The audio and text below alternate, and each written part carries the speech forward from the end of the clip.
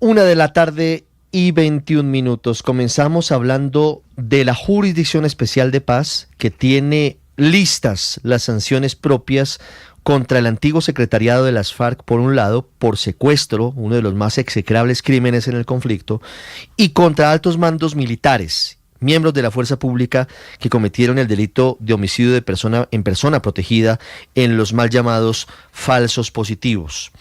La noticia a esta hora es que hay inconformismo en un grupo de víctimas de las extintas FARC, porque aseguran que esos antiguos miembros de esa guerrilla no han dicho la verdad sobre los bienes que están en su poder o que fueron de esa guerrilla y que deberían estar a disposición de las víctimas para su reparación. Muy importante la reparación simbólica, clave la justicia, clave el aporte a la verdad, pero también es importante que haya un resarcimiento a las víctimas. Estamos hablando de que habrían escondido bienes los antiguos miembros de las FARC por más de 180.000 millones de pesos. Cristian Correa. Ricardo, son 3 incidentes de incumplimiento que han presentado las víctimas de secuestro en contra del último secretariado de las FARC frente a los bienes que entregaron en la JEP, que están cercanos a los 42.000 millones de pesos. El primero de los incidentes fue radicado el 17 de julio del 2024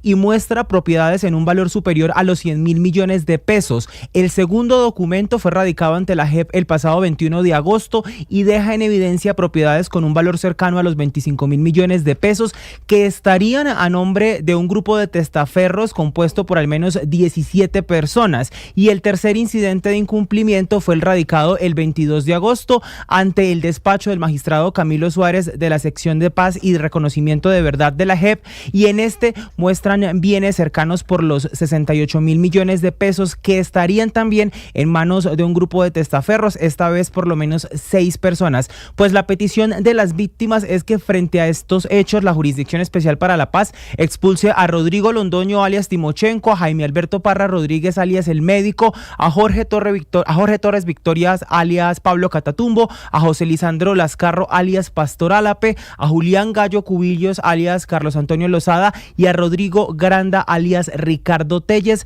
de este proceso, es decir, que los expulse completamente al secretariado de las FARC previo a emitirse esta sentencia sobre secuestro, en los que han reconocido por lo menos 21.000 casos, pero las víctimas siguen inconformes con su aporte económico, con su aporte frente a los bienes. Según nos cuentan las fuentes que hemos consultado, son por lo menos 150 grupos de testaferros que tendrían bienes a nombre de la extinta guerrilla de las FARC. Cristiane, gracias. 1:24. Vamos a Barranquilla porque seguimos hablando de los costeños. Todo porque usted, Vanessa Saldarriaga, conoció que este grupo delincuencial le ofreció al gobierno servir de puente para poder negociar también con grupos que delinquen en la ciudad de Bucaramanga. Lo que le cuento, Marcela, con las buenas tardes, es que le informó al gobierno Jorge Eliezer Díaz Collazos, alias Castor, quien es el líder de los costeños, que ya sostuvo en días pasados unos encuentros, o que por lo menos tomó contacto con los líderes de las bandas, los del norte y los del sur, que son las que operan en la ciudad de Bucaramanga. Esto con el objetivo de buscar un cese de actividades delincuenciales, iniciado por una reconciliación entre los dos cabecillas de las bandas de la mencionada ciudad. Dice él que lo que quiere inicialmente es buscar una tregua entre estos y extender así en el territorio la llamada paz total. Eso es una comunicación que fue enviada el pasado 22 de agosto, indicando a su vez un cese al fuego que estaría desarrollando esta banda en la ciudad de Barranquilla hasta el próximo 30 de septiembre. Aunque por el momento se desconoce algún tipo de respuesta por parte de los del norte y los del sur, que son los nombres de estas dos bandas que operan en Bucaramanga, ellos insisten en la carta en que si le dan la oportunidad, él podría ser un mediador con estos dos grupos que operan en esta ciudad, Marcela. 26 minutos, vamos a Cali. 6 meses tardará la recuperación de las casas, de los negocios afectados por la bomba, por el atentado terrorista, por la ola explosiva del pasado jueves. En esa zona, en el barrio La Base, muy cerca de la escuela Marco Fidel Suárez, el Grupo Especial de Operaciones de Militares está acompañado de lo que se espera, un refuerzo en la policía para fortalecer la vigilancia en los ingresos de la capital vallecaucana.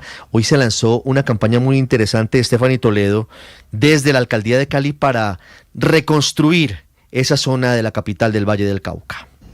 Sí, señor Ricardo, y 6 días han pasado del atentado terrorista a las afueras de la base aérea Marco Fidel Suárez y ya las autoridades de gestión del riesgo finalizaron la evaluación de daños y afectaciones de la zona. Fueron en total 152 viviendas y negocios los afectados por la onda explosiva, cuya recuperación podría tardar como mínimo unos 6 meses. Así lo indicó la gobernadora del Valle encargada, María Cristina Lesmes. Organizado el censo, estamos identificando los materiales que se requieren. Algunas casas habrá que destruirlas completamente para reconstruir.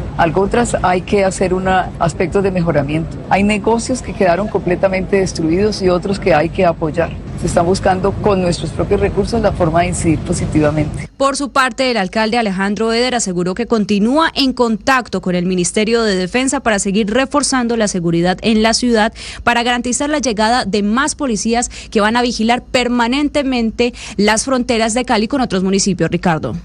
Vamos a hablar, Stephanie, gracias, de las operaciones de la Fuerza Pública en el Guaviare. Inicialmente van dirigidos contra la estructura de alias Iván Mordisco, pero lo que pasa en terreno no es lo único que está pasando en torno a este criminal. En Cundinamarca, por ejemplo, fue capturado el hermano de Mordisco, alias Mono Luis, presuntamente involucrado en un asesinato. Blue Radio conoció nuevos detalles, los tiene César Chaparro. Blue Radio tuvo acceso a una interceptación telefónica clave en la investigación contra el hermano de alias Iván Mordisco. El señalado criminal es conocido como Mono Luis y en la interceptación reconoce que había matado a alias Pariente, un exintegrante de las FARC ya desmovilizado y a quien le intentó robar las tierras, dice la policía, a la fuerza. Entonces, dicen las autoridades, después de matar a alias Pariente, alias Mono Luis llama a su hermano y le pide ayuda para que lo saque de esa zona. En la interceptación telefónica que ustedes van a escuchar a continuación, se escucha a alias Mono Luis hablando con su otro hermano, alias Andrés, quien lo habría apoyado inicialmente en la fuga. Recójame por ahí que maté a Pariente. No sé, estoy aquí en la casa, me voy a volar por café, no sé a dónde, pero estoy piloso por ahí porque allá los estiran al bate. Gracias a esta prueba, alias Mono Luis fue enviado a la cárcel. 1:29. Vamos al departamento de Antioquia. También es delicada la situación de orden público en esa región del país. En Anorí, más de 20 familias han tenido que salir desplazadas por los combates entre el ejército y el Clan del Golfo. Y en Yondó, que es el Magdalena Medio antioqueño, hay alerta por sobrevuelo de drones e instalación de carteles de las disidencias. En Medellín, Felipe García Solano. Ricardo, es que según advierten desde Anorí las familias de la vereda La Providencia, en donde combates entre el ejército y el Clan del Golfo dejaron a un ilegal muerto y 3 soldados heridos, estas salieron desplazadas hacia el corregimiento Liberia de esta misma localidad, a la vez que otros núcleos se decidieron desplazar a Cáceres, El Bagre o Zaragoza. Sin embargo, hay otra gran preocupación, como usted decía, en el Magdalena Medio antioqueño, en Yondó, donde la Fuerza Pública reportó cerca de 4 vuelos de drones sobre el casco urbano, sin autorización ni permisos. El alcalde de la localidad, Gerson Ariza.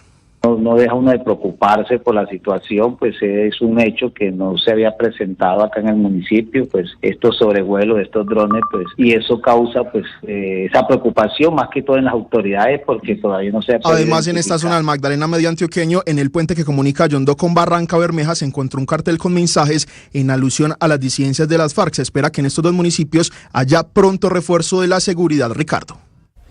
Gracias, Felipe. Y alias Kevin, máximo cabecilla de la estructura Carlos Patiño de las disidencias de las FARC en el departamento del Cauca, está buscando un preacuerdo con la Fiscalía en Bogotá. Mientras esto ocurre en Bogotá, los criminales están buscando reorganizarse y establecer un nuevo cabecilla en la región. Felipe García. La entrega a las autoridades de Anderson Andrei Vargas, alias Kevin, máximo cabecilla de la estructura Carlos Patiño de las disidencias de las FARC, ha generado un reacomodo dentro de esta estructura criminal que delinque en el departamento del Cauca bajo órdenes de alias Iván Mordisco. El jefe guerrillero se acogió a un preacuerdo con la Fiscalía, lo que representa un debilitamiento en el nivel de mando medio del grupo armado ilegal. De acuerdo con el organigrama de inteligencia militar, alias Kevin figuraba como cabecilla de control directo sobre una de las compañías más activas de este frente. Su salida deja en manos de otros mandos como alias Giovanni y alias Farley la responsabilidad de sostener el control delictivo en esta zona del país. Sin embargo, el golpe afecta la cohesión de la estructura, compuesta por al menos 372 integrantes en armas y 44 en redes de apoyo según reportes oficiales. En la línea de mando también se destacan figuras como alias Quique, cuarto cabecilla encargado de finanzas, y alias Jason Cardona, tercer cabecilla del frente, quienes ahora asumen mayor relevancia relevancia en la estrategia de supervivencia de esta facción. Además, en el componente político permanecen Alexander Farfán alias Gafas y Brian Delgado alias Giovanni, responsables de los enlaces con comunidades y del discurso ideológico que acompaña las operaciones armadas de estos criminales. Según fuentes de inteligencia, el debilitamiento de las compañías que lideraba alias Kevin podría facilitar el avance del ejército en zonas estratégicas del sur del país. Entre los cabecillas que también figuran en el organigrama de la Carlos Patiño también están alias Zamora, alias Edward, alias Paciencia y alias Chiqui. Muy bien, Felipe, es importante ese preacuerdo que busca alias Kevin porque podría dar muchos indicios y muchas pistas sobre Iván Mordisco, que es el objetivo de mayor valor hoy de las autoridades. Habló la Iglesia Católica, estamos en la Semana por la Paz, los jerarcas de la Iglesia condenaron los recientes hechos de violencia, pero hacen un llamado a que no dejemos los colombianos que persiste y crezca la desesperanza. Lo dice Monseñor Héctor Fabio Henao, delegado para el diálogo con el Gobierno Nacional y director de Pastoral Social. Es muy importante que el Estado dé una respuesta muy eficiente a las comunidades. Eso es parte del tema de seguridad, es parte del tema de crear un ambiente de confianza en la sociedad y seguir avanzando. Yo pienso que no se puede dejar en ningún momento de avanzar en la construcción de una sociedad en la que podamos coexistir y convivir como ciudadanas y ciudadanos. DaviPlata pone tu